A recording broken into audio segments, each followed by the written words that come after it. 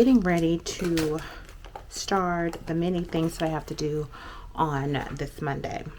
And I am off on Mondays, and some of Mondays go very simple to where I'm able to do some things that I'm not personally able to do on the weekends due to kids' activities, studying, or even work. But this Monday, when I say it's taken everything out of me not to become overwhelmed, that's this Monday. So I am getting ready to try to multitask in my activities, meaning I need to plan for the week because this week is going to be busy, and my travels to school is going to happen. So I try to block plan a lot of things that I have to get done. I have to meet with my major professor today at 1 o'clock.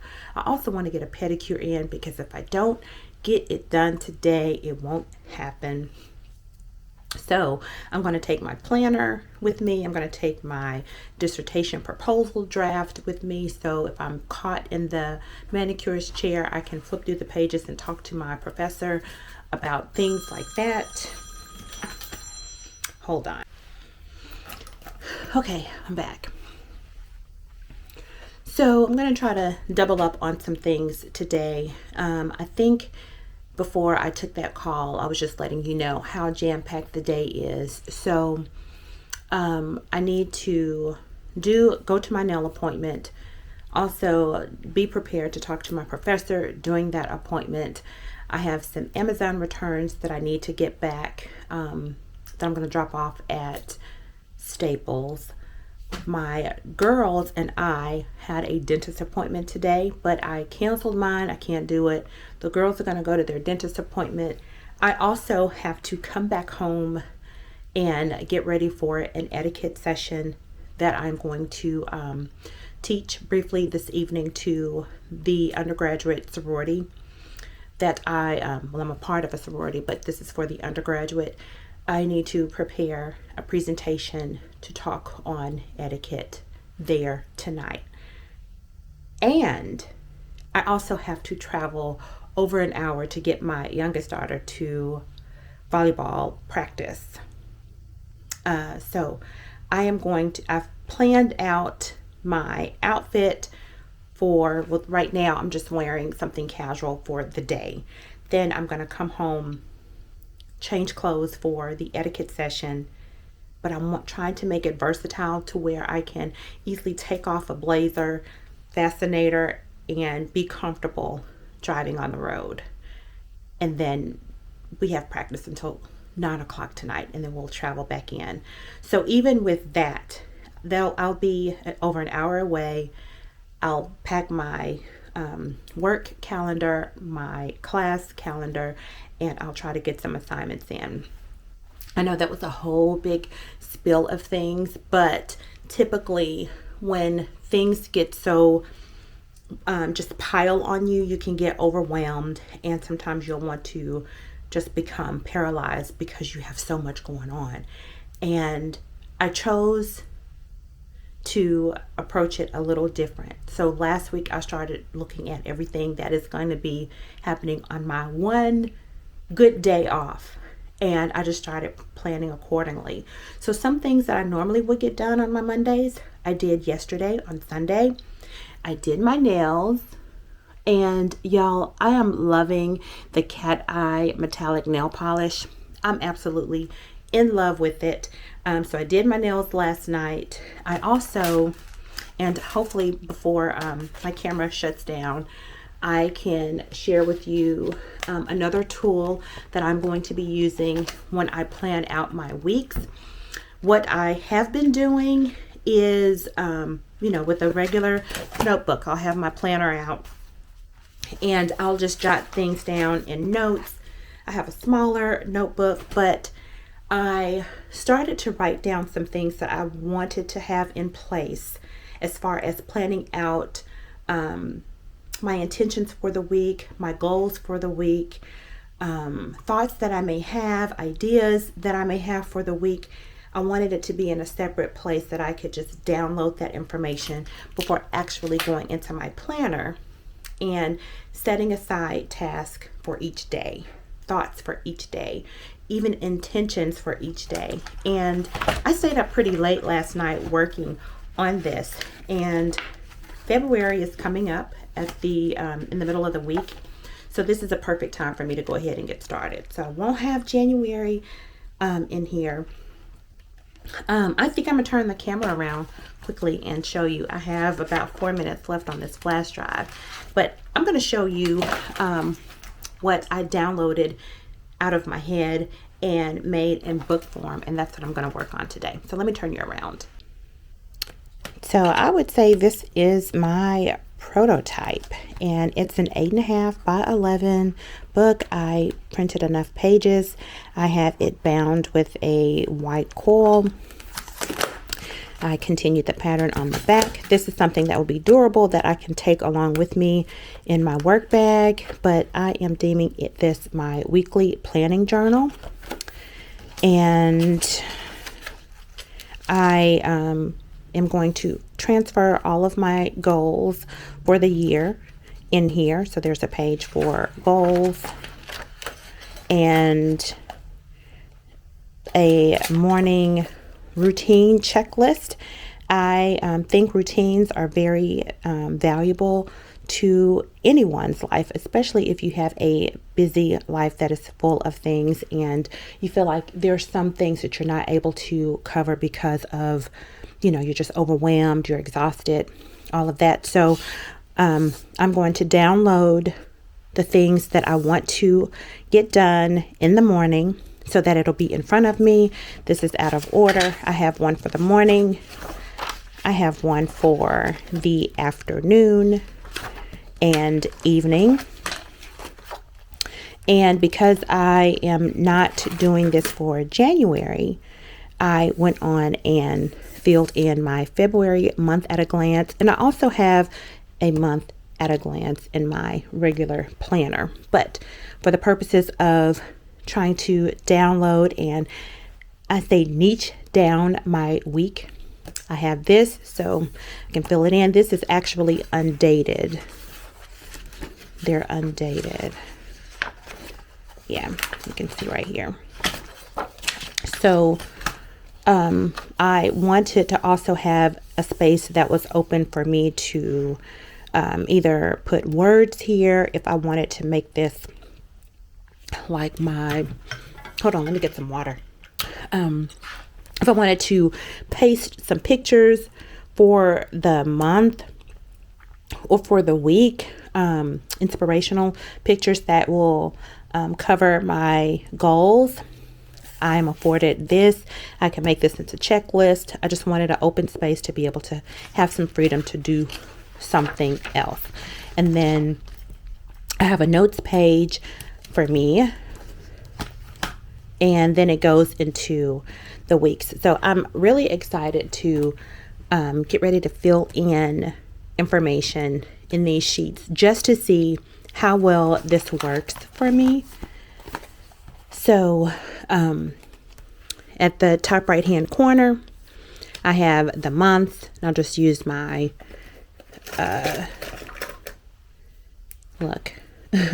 my marker or my highlighter to highlight the month that I'm in or circle it.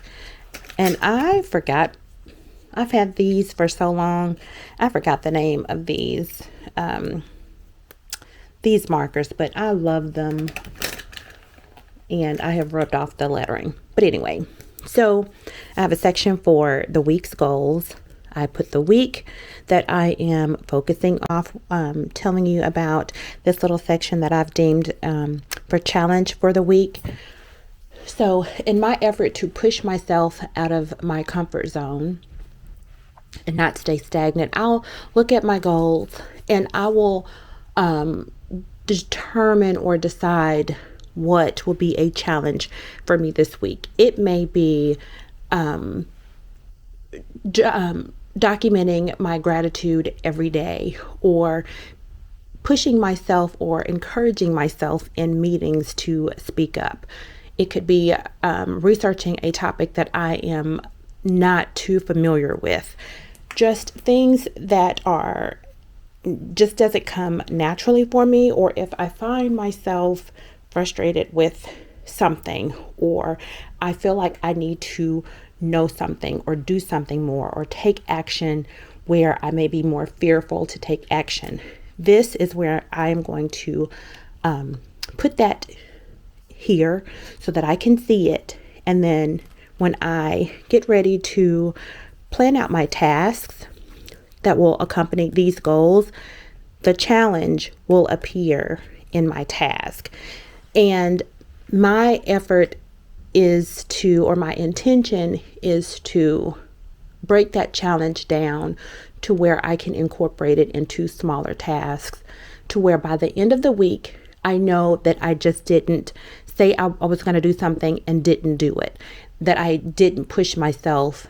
And I'm not talking about like bungee cord jumping, but doing something out of my norm that's going to take me to the level that I want to be as a professional, as a community service advocate. You know, this is all for my personal growth. Then reflections from the past week, I think, is important because sometimes my weeks run together. Some of my reflections run together, and I'm wanting to be more aware of what's going on. So I have a section for the reflections that will include any wins, because I need to acknowledge more of those in my life, and also lessons. And then new ideas and thoughts. I usually will put these in a notebook that I keep with my planner, but my another intention for this is to be able to have it all documented in one place, and I can transfer it to other tools like my planner or notebook. But by the end of the year, I want to be able to come back and see how I challenged myself, how I broke down some really big goals into very small tasks that I was able to accomplish this week. So this is ultimately going to be my journal of how I did the dadgum thing by the end of the year. And of course, I have a space for intentions and positive thoughts, prayers, or if I want to do an affirmation for the week, I will have it documented here. And this just repeats. I did 5 weeks for each month. Even if there are not 5 weeks, I just like to always have an extra page just in case I mess up and the months just repeat itself. Okay, so that is that.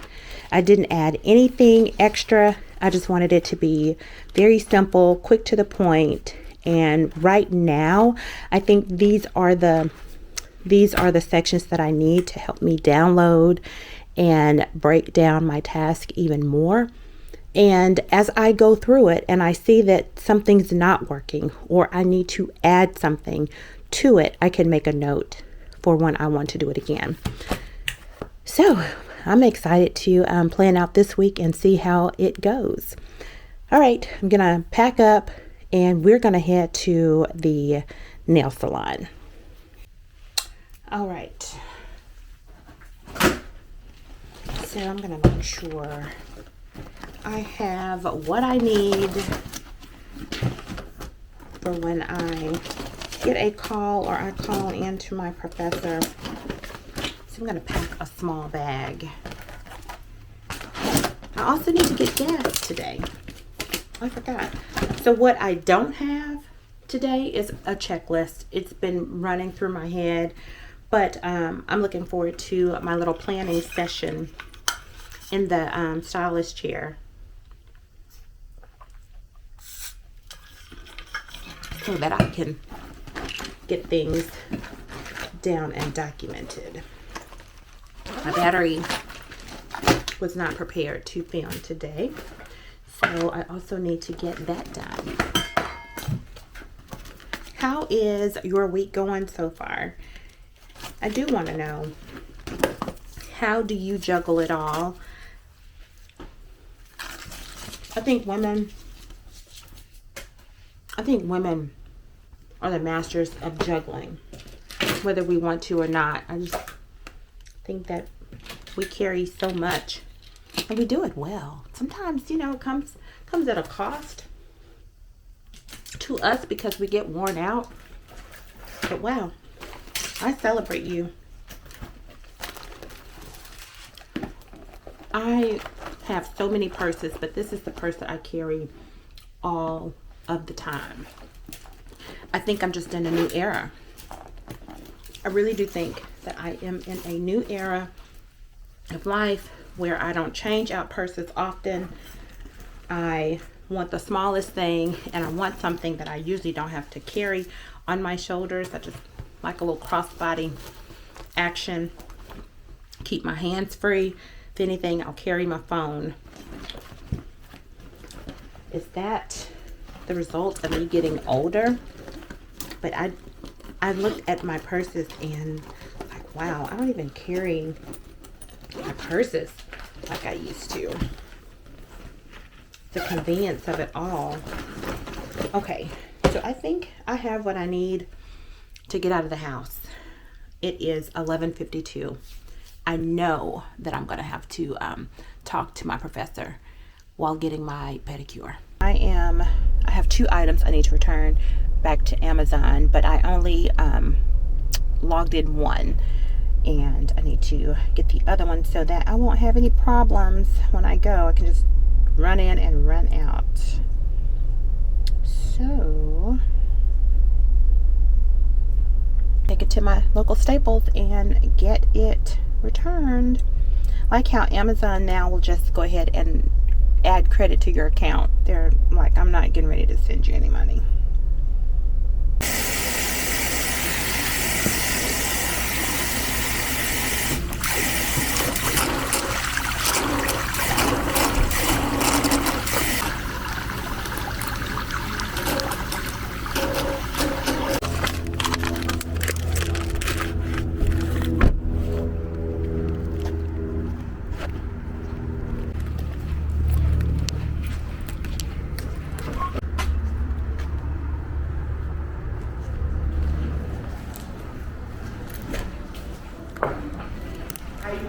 Hello.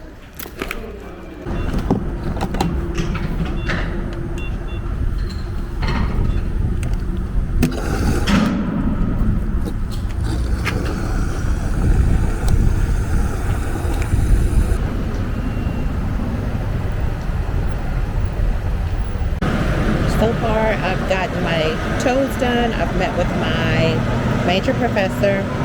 I made the return to Staples. I'm now getting gas, and I picked up a chicken sandwich to eat because I realized I hadn't eaten anything today. All right, now I'm gonna head home and start working on the presentation for tonight's etiquette session before I get dressed.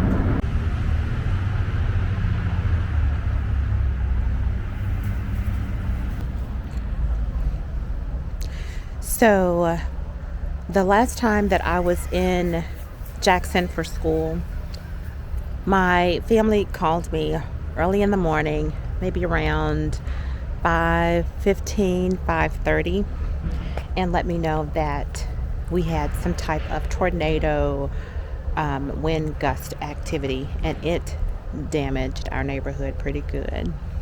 Hi. So it tore up our neighborhood. Not the city, just our street. A freak accident, you know.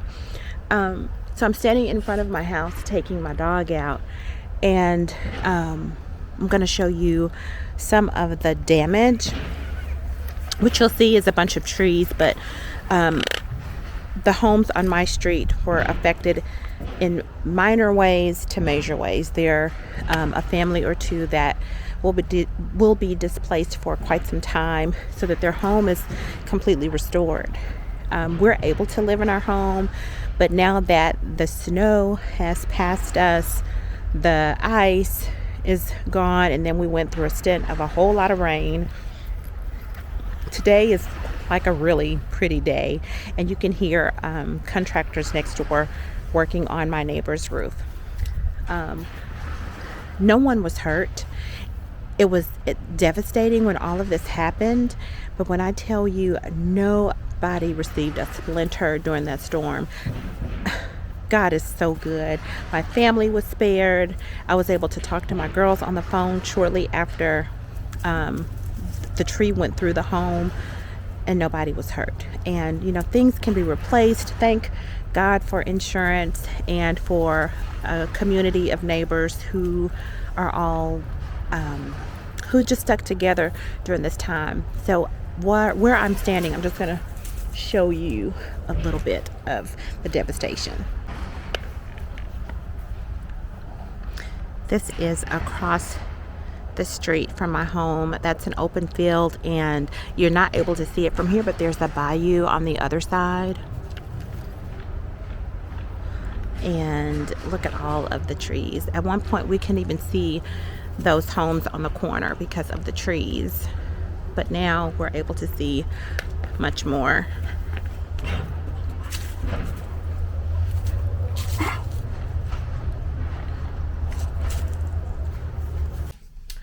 I am now back home. As you can see, the meeting with my major professor went actually good.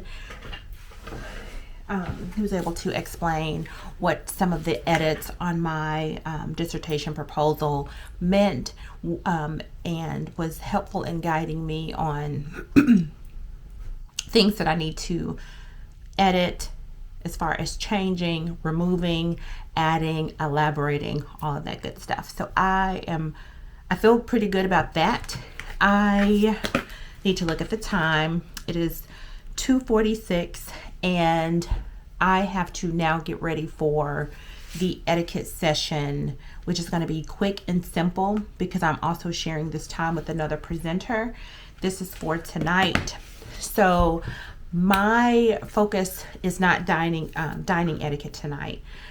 Since the ladies are going to be in a social type setting, they're having tea and maybe some simple refreshments. I am going to target today's tips on networking etiquette. And because they're in college, I think this is the perfect time for them to begin to fine-tune their networking skills, because they're going to be meeting future employers, future intake people, professionals. They're going to be going to career fairs, and now is the time for them to get ready to turn on their charm and see the importance of their nonverbal and their verbal behavior. So that's what I'm gonna get worked on now. And because it's not a long presentation, I am going to allot myself about 45 minutes to an hour. So that will put me at about 3:50 to get it done, and it's 2:47 now. So I'm going to give myself about 45 minutes to an hour to focus on the etiquette presentation. I don't think I'm going to hand them anything because they also have a fun undergraduate activity immediately after. So I don't want to bombard them with holding materials and having to try to keep up with it. So that's what I'm getting ready to do. And usually when I get edits back from my major professor, my advisor, I like to go ahead and immediately start working on them. I'm fighting the urge to do that because I know that I need to get this presentation done. I'm also toiling with my outfit because when I go to the session, I'm going to give my quick spiel with my daughter with me, and then we're going to hit the road to go to volleyball practice, which is an hour and a half almost away. I'm going to be in the car, or I'm going to be in the gym, and I don't want to look like I just left the Kentucky Derby. So I'm trying to get comfortable with a versatile outfit that I can just take something off and still look a part of the mom squad. All right. I'll talk to you later.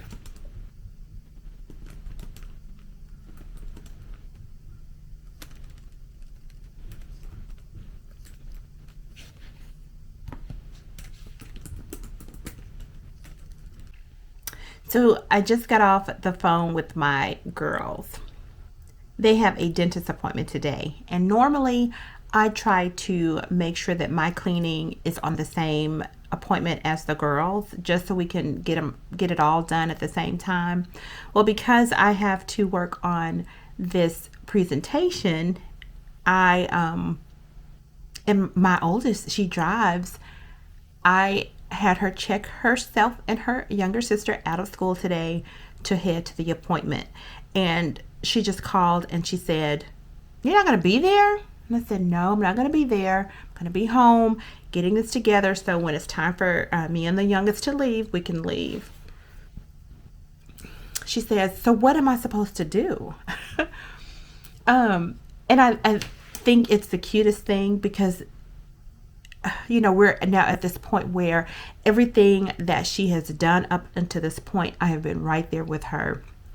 She hadn't had to make decisions or be in a position to where she's going to be the contact for that moment. And, we're both navigating, right? Because of her being a senior, she's getting ready to go off to college. Mom is not going to be there. I want my baby to need me. I think she wants to keep that luxury of knowing my mom is my to-go person when needed. So today is a milestone for us. I literally, y'all, walked her through every single step of going to the dentist office. Now I know how my mom felt. And when I say every little detail, she sat there and she listened intently on the phone. It went like, you're going to go to the dentist office. You're going to walk in. You're going to tell them your name and that you're there for your appointment. Then you're going to go sit down and you're going to wait till someone calls for you to come to the back. Keep in mind, these are the same steps that's taken when I'm there with her. And after I went through every little step, the youngest says, "Well, what am I supposed to do?" I said the exact same thing. My oldest then said, "Well, when we finish, you're normally writing something and you go to that window." And I said, they're going to take care of you. They'll let me know if I'm needed, and you can always call me. It's a milestone. My baby's growing up. I don't think she wants to grow up like this, to where she has to be the point of contact. But yeah, milestone for me and my baby.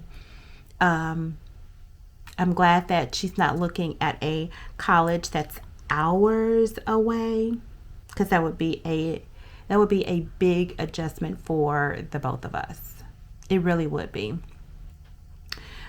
I just thought I'd share my mommy milestone with you, and I'm so glad that we have a driver and she can get to that appointment. All right, let me get back to structuring a quick etiquette session. All right, here is an update. It is now 3:52, and I have all of the tips that I am going to share in my short presentation tonight that I think will be helpful to the young ladies. And it's going to be, you're invited to a networking event. These are the things that you need to know. What do you need to know? And I'm going to share the quick ones with you. I won't elaborate, but these are going to be the topics the subtopics that I'm going to share with the young ladies. And the first one is, you need professional attire. These are college women, and I'm sure in career services and some of their professors and advisors and counselors. They're counselors in college? I can't even remember. But they need to know that there's the college attire and then there's professional attire at these events that they're going to be going to. They're going to be up for internships. They're going to be up for job offers and on the spot interviews with career fairs that are going to be coming up. They need professional attire. So when they get these flyers for these networking mixers and socials and even sorority mixers and socials, it's important for them to have professional attire. And I said I wasn't going to elaborate, but here I am. But just in case you need to know, when in doubt, always go with a classy business casual. If it doesn't say what the attire is, you either can search the website, you can call the organizer to see what the attire is. But if you absolutely can't get that information, I say classy business casual. That's not jeans, tennis shoes, t-shirt. It is looking like you're going to go to a nice restaurant with your girlfriends, what you may wear to brunch, right? The second thing is you need confidence and poise. I'm an introvert. And sometimes I don't feel as confident when I walk into a room. But now I know that I flip on a switch and I'm able to flip it on, flip the confidence switch on, and so that my body language isn't saying, I really want to be in a room by myself. I need confidence and poise. That's standing tall, making eye contact, and offering a firm handshake. To this day, a weak handshake really does rub me the wrong way. It's like, please add some muscle to it. So, yeah. You need to actively listen. That is so important because I can see how... Hold on. The girls just came in from the dentist appointment. I think I was talking about you need to actively listen and listen for cues to ask questions about the other person. And I think so many of us miss the mark on that. Sometimes the person that you're talking to really wants to know that they're just not talking. Some people don't care if you're listening. They just want to talk. But in this instance, just demonstrating that you're interested in what the person is saying by nodding and, giving a little small signs of agreement and asking some questions. Ask a follow-up question. Oh, I heard you say that you had 2 daughters. Are they in high school? Are they in college? And the elevator pitch. I am old. I've been around for a long time, and I've always heard about an elevator pitch. Although it may not be crafted as the same back in the day, but just to know who it is you are and what your skills are, how you can add value, what you plan to do within your company or within your community. You need to have an idea of who it is you are and how you can add value. So a quick spill about who it is you are, and you just tell something about your skills and your interest and your career goals would be good. The next is exchanging business cards, and because these are college students, I'm not sure if they will have business cards, but there's other ways that you can share contact information, and that's just not for college students. Other forms of information that would be on a business card is simply by the contact information set up in your phone. You can go in, you can update your profile, so when you share your contact, it has your name, it can have your mailing address, your professional mailing address, ways they can contact you via email, office phone, and even social media in the notes section. And if you have a website, you can also share that in your contacts. So that can be a form of business card. Digital professionalism is extremely important because how are you watching this? On social media. And for these young ladies, that is really important for them to know that their digital presence reigns supreme in many cases, because employers are going to look at social media. So if they express interest in you, 9 times out of 10, they're going to look you up on social media. So maintaining a professional online presence, making sure that their LinkedIn profile is up to date and it represents them in a positive light, represents you in a positive light, is important. The next one is just knowing networking event etiquette. Getting familiar with the rules and the regulations surrounding that particular event, looking at the flyer or the invitation to see if there's specific details that are needed to know before arriving to the event, if it does include attire, if you need to RSVP, if you need to register to do something. It's important to know what specific guidelines are being asked for that event. And it just shows that you are you're being respectful of the networking environment by knowing in advance. And expressing gratitude is another one. So if you're in an environment and you meet someone at an event and they're interesting to you, or they take the time to share information with you that is valuable, follow up with some form of gratitude. That can be finding their information on social media, sending them a direct message, thanking them for a piece of information that you found valuable to them. If you're old school, I'm old school. I will write a handwritten note, or you can send an email. And I have, let's see, the last one is about eating and drinking at networking events. Some of them are going to have little niblets, it can be cheese and crackers, it can be a charcuterie board, it can be wings and meatballs. But be mindful that when you attend these events, it's not solely for you to become full. It's not for you to go to the bar if one is open and consume all that you can. The purpose of this event is for you to make contact with other people and to expand your network circle. It's to provide you with exposure. Food and drink at these events is just an amenity. It's so that you're not completely parched, you're not going to pass out, you have something to nibble on, whether you're nervous or you just need something to keep you, to fuel you for a little bit. But you're not supposed to get full. Do not eat the food with your mouth open. Do not talk to someone with food in your mouth, and just be mindful of what you drink. If possible, stick with water. Take small sips because someone is always looking, and if you are consuming a lot and you're more focused on the food and the beverage, someone is noticing you, and that also sends a message.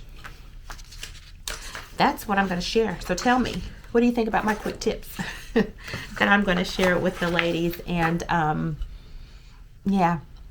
I thought that this would be the best information to share, because this event tonight is like a social mixer, and there will be light refreshments, and I think this is good information for college women to have, and that they can also employ during this particular event. All right, the girls are here, my notes are done. Let me go and piece together an outfit.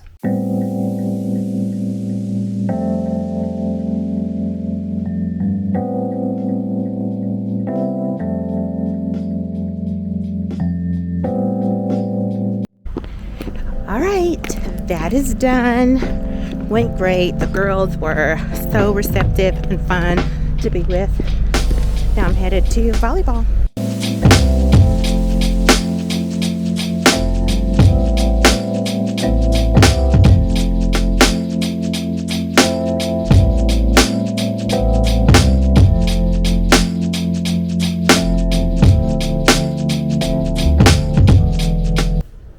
It is 10:35.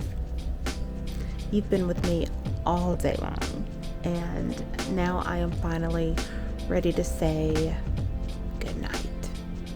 It has been a long day. I've been going nonstop on my off day, and Now I am getting ready to shower and get ready for bed so that I can tackle the workday tomorrow. If you stayed to this point of the video, thank you so much for tuning in. I appreciate you for watching this video. Please subscribe and like this video also, and comment. I ask that of you, and until the next busy day, I'll talk to you later. Bye.